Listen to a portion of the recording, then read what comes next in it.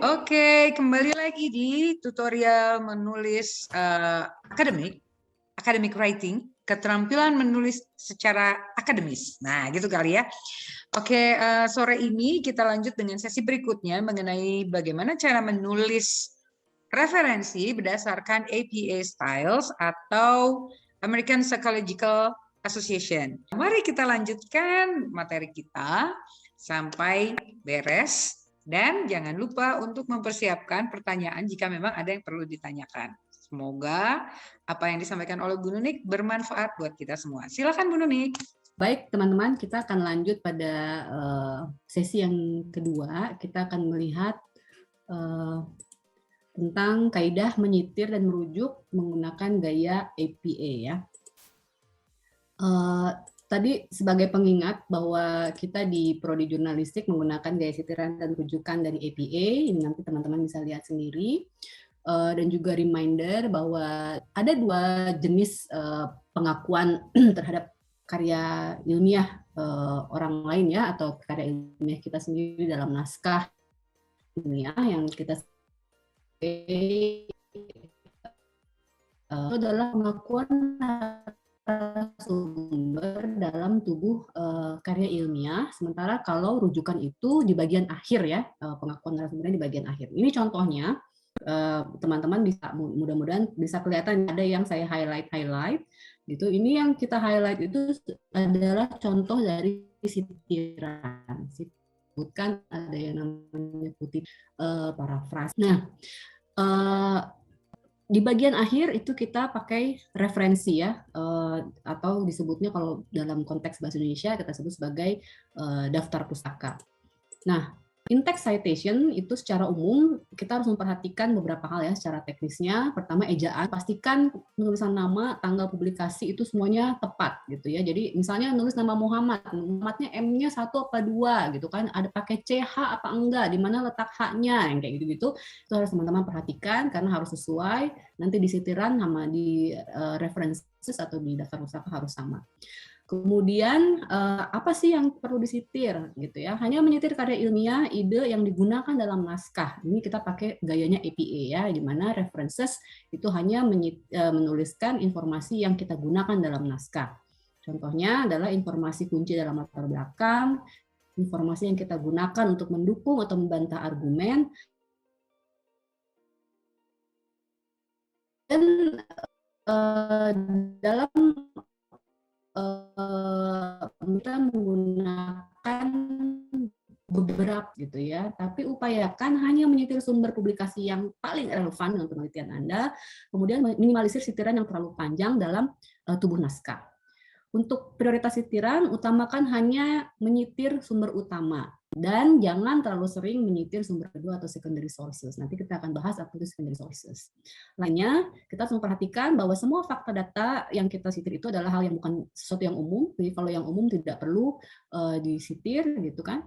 Kemudian termasuk di dalamnya adalah materi komunikasi personal tadi ya, yang saya sudah sebutkan di sebelumnya, bahwa isi dari ceramah, direct mail-nya, email gitu ya, dengan sumber itu bisa kita tuliskan sebagai komunikasi personal ketika kita menyitir.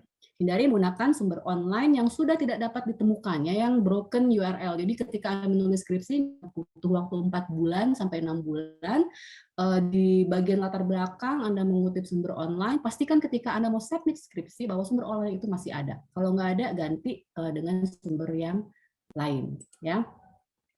Nah, berdasarkan gaya rujukan, kalau Anda membaca artikel-artikel di jurnal ilmiah, Anda bisa menemukan gaya rujukan yang macam-macam. Gunakan yang ini nih.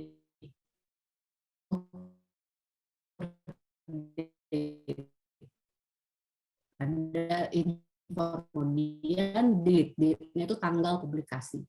Contohnya 15. Ini adalah sitiran naratif di mana nama penulisnya adalah Thompson, 2015 tahun publikasinya, dia mengatakan bla bla bla bla. Ya. Sementara ini sistem sitiran yang sama, author date juga, tapi cara nulisnya dia di belakang, parenthesis ya. Di belakang di mana disampaikan parafrasenya dulu, baru kemudian dituliskan siapa sih yang mengatakan ide ini, yang menyatakan ide ini. Di model yang lain, kalau Anda melihat jurnal ilmiah yang pakai gaya IEEE, Vancouver atau AIP, Anda akan bisa melihat mereka pakai bracketed number seperti ini, di mana nomor-nomor ini nanti Anda cek di daftar pustaka nomor 1 ini ya. Lihat nanti referensinya di daftar pustaka nomor 1 itu apa, dan seterusnya. Ada juga ini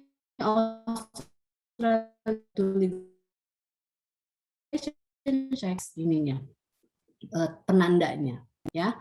Nah, sitiran tadi saya sampaikan bisa berupa kutipan, bisa berupa parafrase. Nanti ingat bahwa dalam menyitir penggunaan parafrase lebih diutamakan daripada kutipan langsung. Kenapa? Pertama, mempermudah kontekstualisasi materi sumber dalam naskah ilmiah. Kalau kita sampaikan lagi dengan kata-kata kita, bisa disesuaikan nanti konteksnya dengan apa yang kita tulis ya.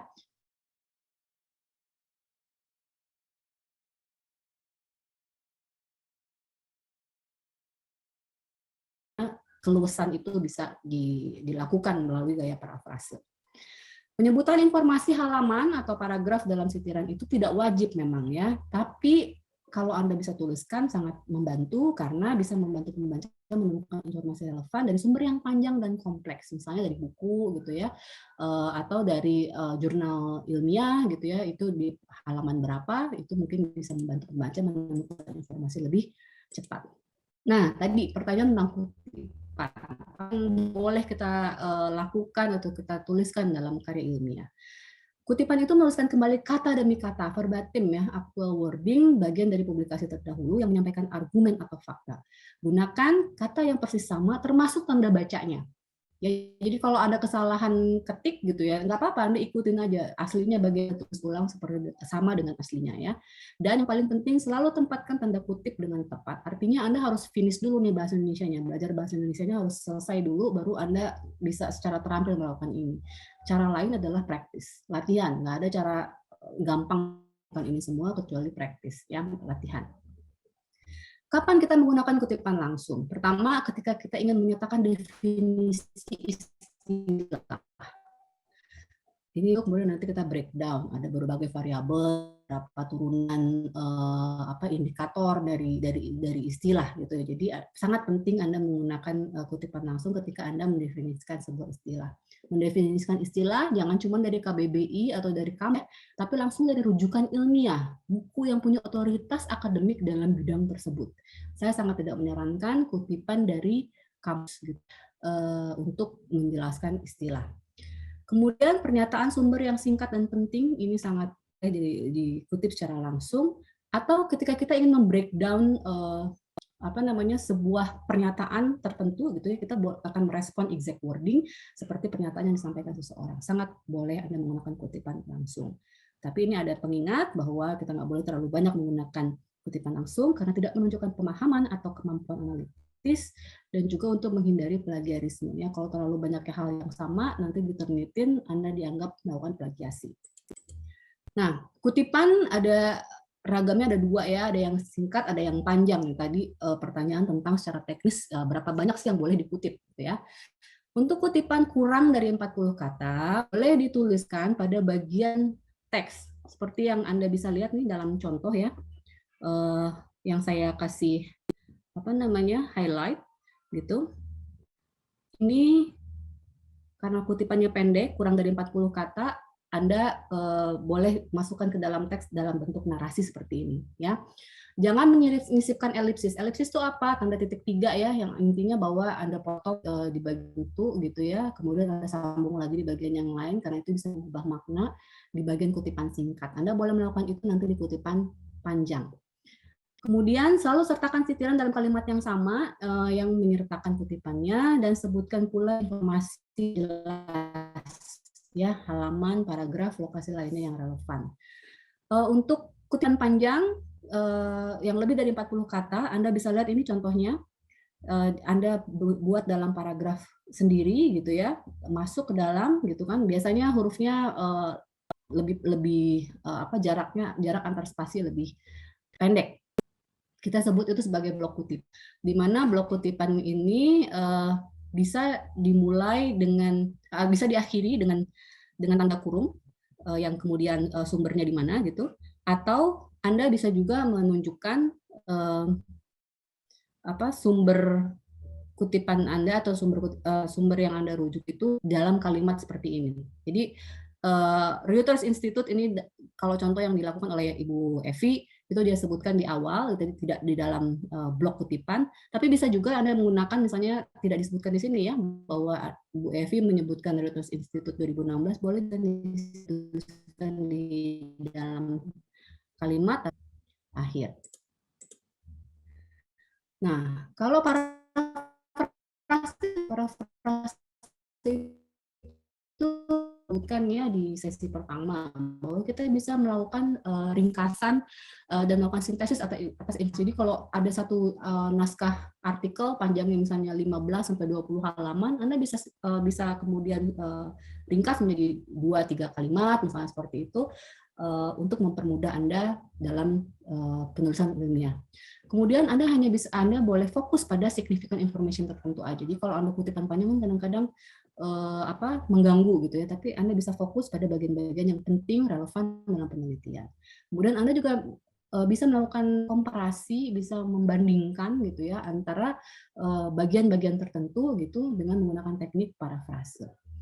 Tapi kalau parafrasenya panjang gimana? Misalnya satu bab gitu ya, kemudian kita perlu meringkas itu dalam satu bab itu. Jadi kita bagi misalnya dalam 2-3 paragraf misalnya seperti itu.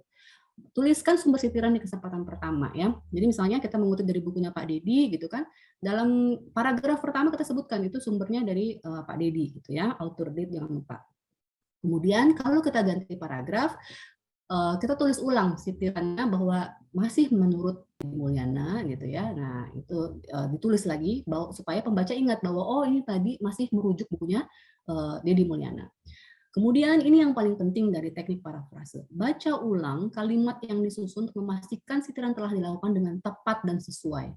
Jadi kalau pakai kata-kata sendiri gitu, jangan sampai kita salah tangkap, salah mengekspresikan kembali ide dari sumber utama.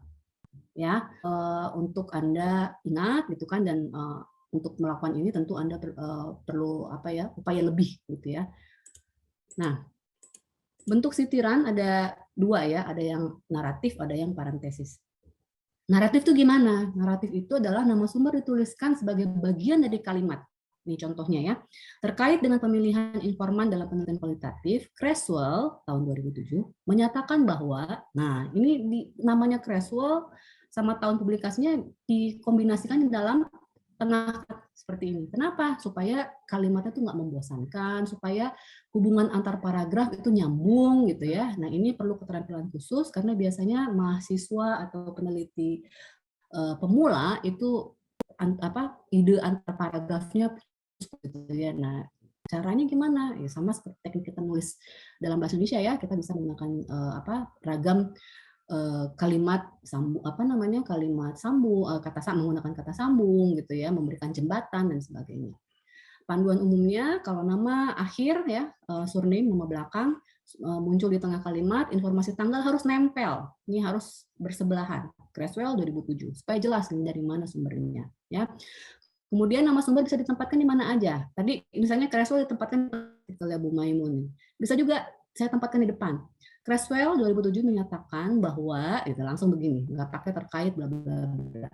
Ya, ini contohnya terkait bahwa dalam beberapa kasus bisa juga kita tidak menggunakan author date yang ya, tapi kemudian kita gunakan sistem ini. Pada tahun 2016, Kohler menengarai. Pada tahun 2007, Creswell menyatakan bahwa, nah, gitu ya, itu sitiran naratif. Kalau yang sitiran parentetikal gimana? Berasal dari kata parentesis ya, kata tanda kurung, baik nama sumber dan tahun publikasi, dan dipisahkan oleh koma. Di sini ada koma. Benjamin 2000 ya. Ini view dengan II pada bulan Maret 2018. Interview dengan AO pada Februari 15 tahun 2017. Ya, ada koma di sini ya. Sitiran parenthetical dapat muncul di dalam maupun di akhir kalimat. Ini contohnya, bisa di belakang, ya, bisa di dalam kalimat seperti ini. Nah, bila dalam tanda kurung ada informasi lain yang dituliskan setelah tahun, misalnya ada pernyataannya Kohler nih tadi, Kemudian dalam kurung lihat Kohler 2016, untuk detail lebih lanjut ya. Bahasa Inggrisnya see Kohler di scene gitu ya. Tapi bahasa Indonesia boleh seperti ini. Atau misalnya ketika Anda sudah mengutip pernyataannya Kohler, kemudian Anda mau kasih informasi lain, koma, Kohler 2016. Jangan gunakan tanda kurung dalam tanda kurung. Nah, ini seringkali mahasiswa melakukan ini ya, peneliti pemula melakukan ini, tanda kurung dalam tanda kurung. Misalnya Benjamin 2018 tanda kurung, terus dalam ada tanda kurung lagi gitu ya, interview with jangan gunakan tanda kurung dalam tanda kurung. Ini harus diingat, kalau Anda melakukan itu berarti ada yang salah, baca kembali kalimatnya, tulis ulang kalimatnya. Oke, yang harus diingat ketika kita melakukan sitiran ya, is this our own work atau pekerjaannya orang lain? Ya, harus selalu diingat itu milik siapa pernyataan ini, argumen ini, data ini, ilustrasi ini dan sebagainya. Kemudian pembaca harus dapat dengan mudah mengidentifikasi siapa sih pemilik ide, opini atau temuan penelitian. Ya, ada paragraf yang isinya kombinasi kontribusi pribadi dan informasi dari berbagai sumber. Contohnya ini ya, kita lihat salah satu artikel yang ditulis oleh Pak Gema ya. Ada yang warna biru, merah, dan hijau. Kalau Anda baca di sini, mana yang pendapat pribadinya Pak Gema? Ada yang bisa bantu nggak? Ada yang bisa open mic?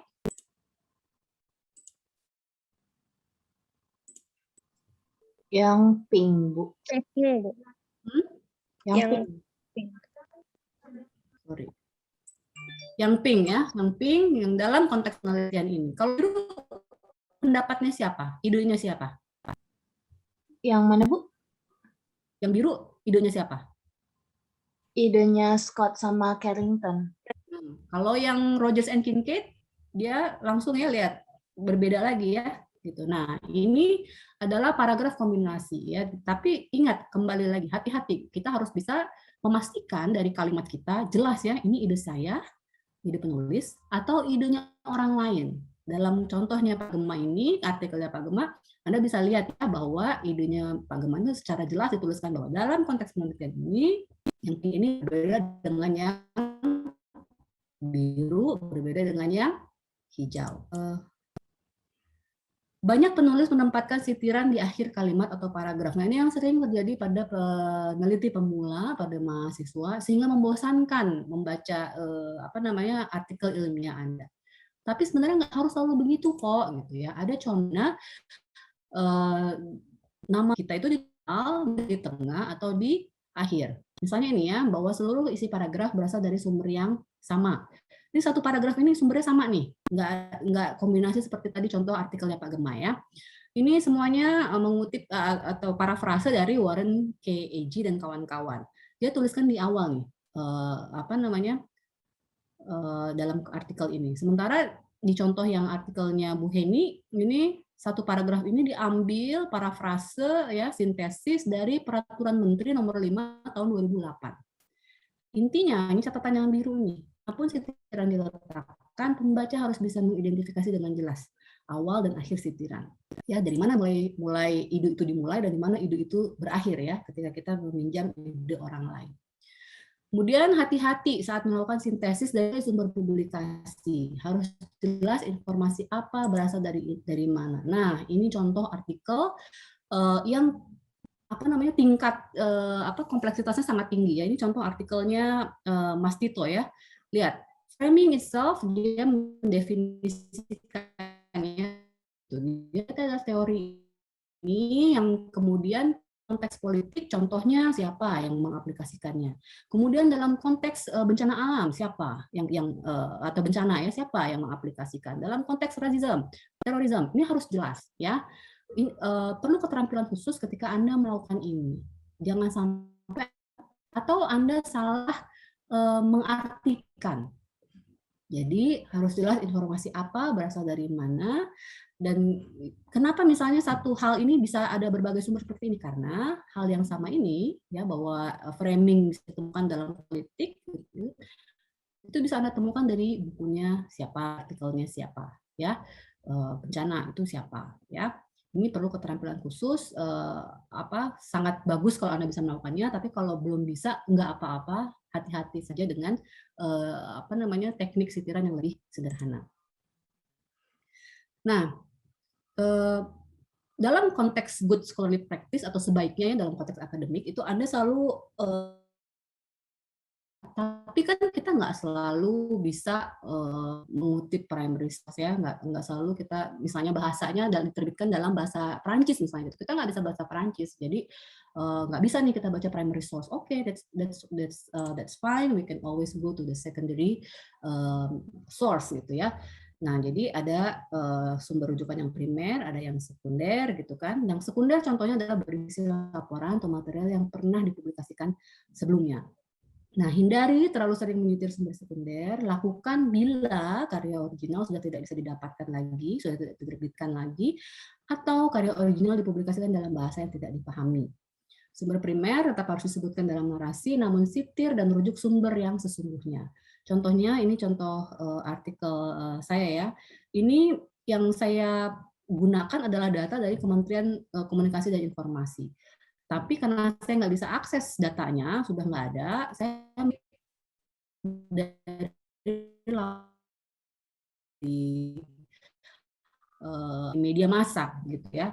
Yang saya tuliskan nanti di daftar pustaka adalah Lupianto, ya, bahwa datanya Kementerian Komunikasi dan Informasi ini adanya di laporan berita Lupianto. Tapi dalam naskah saya tuliskan nih bahwa sebenarnya pemilik datanya itu Kementerian Komunikasi.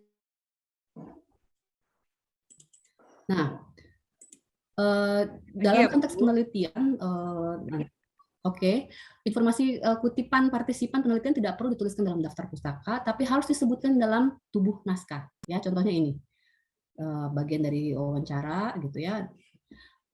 Ada pertimbangan etis yang dalam sesi pertama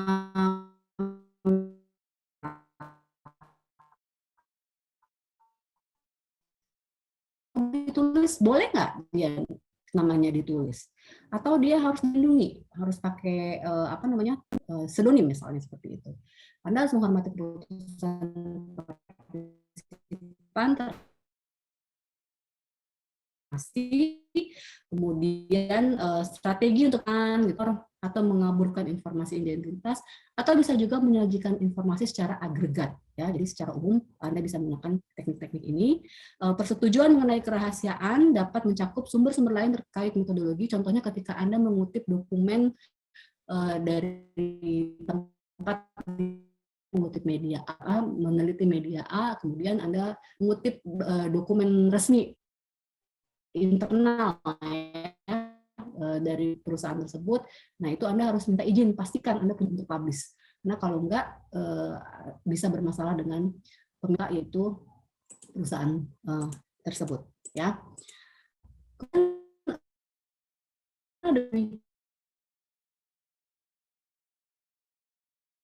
Bukan ya, bahwa materi yang tidak bisa diakses oleh pembaca tapi ada dalam teks.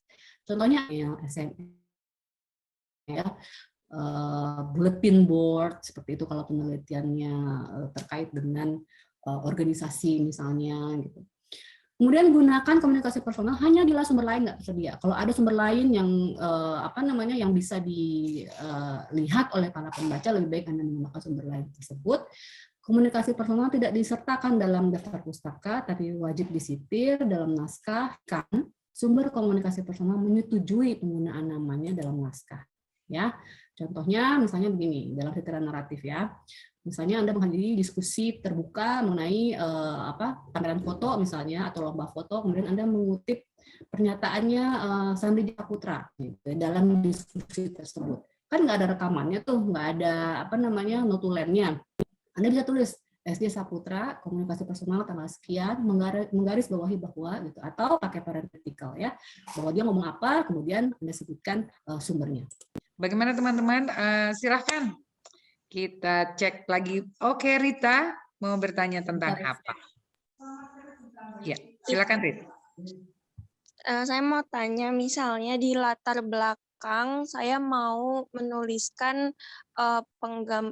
kayak penggambaran peristiwa yang baru terjadi gitu. Tapi peristiwa itu yang baru terjadi. Diambilnya dari media massa, dari portal berita gitu. Nah, itu cara mengutipnya bagaimana? Gitu. Terima kasih. Oke. mengutip dari media massa sama seperti tadi ya, author date gitu kan, misalnya ketika kejadian Saipul Jamil misalnya yang baru dibebaskan dari penjara gitu, Anda bisa tuliskan kronologisnya dan kemudian Anda tuliskan di bagian akhir atau ketika pakai narasi di tengah gitu ya, bahwa itu diambil misalnya dari kompas.com misalnya gitu, tahun publikasinya tahun berapa, atau kalau online mungkin portal berita Anda boleh kasih tanggal gitu ya, karena lebih spesifik waktunya. Nanti informasi apa aja sih yang ditulis di referensi, nah itu nanti di sesi yang hari Jumat ya sama Pak Gunggung tentang manajemen referensi gitu, gimana nulisnya di pustaka. Tapi kalau di dalam tubuh artikel gitu, tuliskan sama seperti tadi ya, menurut Detikcom atau menurut kompas.com tanggal sekian gitu ya, pembebasan Saipul Jamil bla bla bla misalnya seperti itu. Ya, kecuali ketika Anda misalnya ambil screenshot dari portal berita, nah nanti di bawahnya Anda harus menuliskan informasi. Anda harus menuliskan judul screenshotnya, judul gambar gitu, kemudian di bawahnya Anda tuliskan sumber. Nah, sumbernya itu dari mana? Nanti ada tekniknya gitu ya. Nanti bisa saya berikan informasi lebih lanjut di dokumen yang lain, atau Anda boleh rujuk ke tadi websitenya APA.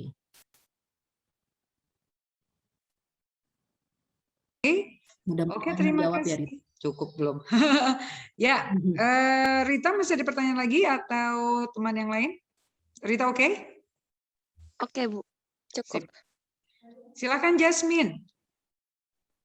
Iya Bu, jadi saya mau nanya, kalau di latar belakang, jadi kan saya meneliti tentang media Catch Me Up. Nah, media itu dia keterangan informasinya, dia dibentuknya karena apa, latar belakangnya gimana, itu semua ada di Instagramnya. Nah, itu jadi kalau saya mau mengutip dari Instagram itu gimana Bu? Mengutip dari Instagram dalam teks ya, dalam teks atau screenshot. Kalau screenshot sama ya seperti gambar-gambar yang lain gitu kan. Jadi Anda screenshot kemudian kasih judul gambarnya, kemudian kalau di dalam tulisan nanti Anda boleh tulis author date seperti biasa.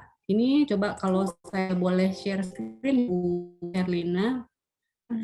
Nah, sosial media. Misalnya Anda ngambil dari Instagram post tadi ya, di dalam teks sama aja tulisnya.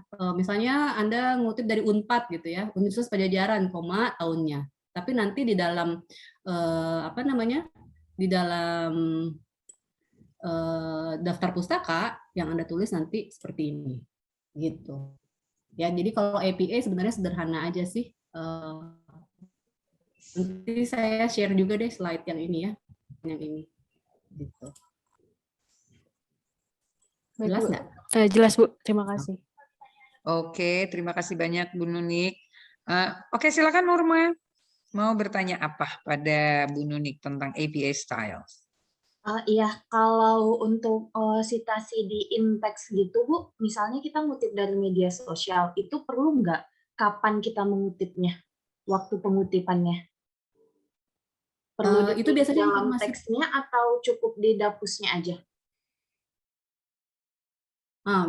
Yang pasti di daftar pustaka ya. Tapi kalau dalam teks misalnya begini, posting di media sosial tanggal sekian atau jam sekian, kemudian berubah ada update di jam yang lain gitu. Nah itu Anda harus tuliskan tuh kapan ini ditangkap saja begitu ya. Untuk hal yang sifatnya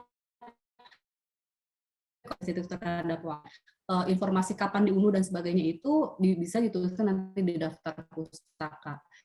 Tekniknya adalah ketika Anda sedang mengutip atau Anda sedang ingin memasukkan materi dalam naskah Anda, sebenarnya Anda akan melakukan cite while you write ya. Jadi Anda menuliskan informasi sitasi itu sekaligus pada saat nulis kan. Saat nulis misalnya ada gambar atau tangkapan layar dari Instagram misalnya begitu, ketulis, kemudian Anda pakai references kan, bisa pakai Mendeley, bisa pakai, kalau Anda pakai Word kan ada tab fitur references, nah Anda kan langsung input di situ kan. Ini datanya semua dimasukkan termasuk URL-nya gitu ya, tanggal aksesnya, siapa yang nulis dan sebagainya. Anda lakukan pada saat Anda menulis. Nanti kalau udah selesai tulis, Anda klik aja kan ketika melakukan untuk membuat daftar pustaka semua info itu akan keluar sesuai dengan gaya yang Anda pilih. Pada saat Anda citing kan Anda tuliskan, Anda pilih kan nanti pakai gaya apa, Chicago, APA, Harvard, atau apa gitu ya. Di hanya software gitu. Memang ini agak teknis gitu ya, sesuatunya cara latihan. Gitu Norma. Mudah-mudahan membantu ya Norma ya. Ya Bu, terima kasih. Sip. Pertanyaan terakhir silahkan Raina. Raina, monggo. Freeze lagi saya. Oke. Iya, Bu. Maaf tadi koneksinya nggak benar. Saya sebenarnya masih agak bingung tuh tadi ada slide yang di citasi itu kata-katanya harus persis sama kan, Bu. Nah, terus kalau misalnya kita bersama persis itu ntar apa nggak kehitung plagiat ya, Bu? Raina mungkin tadi yang kata-katanya persis sama itu ketika saya menjelaskan kutipan langsung ya. Hanya ketika saya menjelaskan kutipan langsung. Jadi hanya direct quote. Dan direct quote itu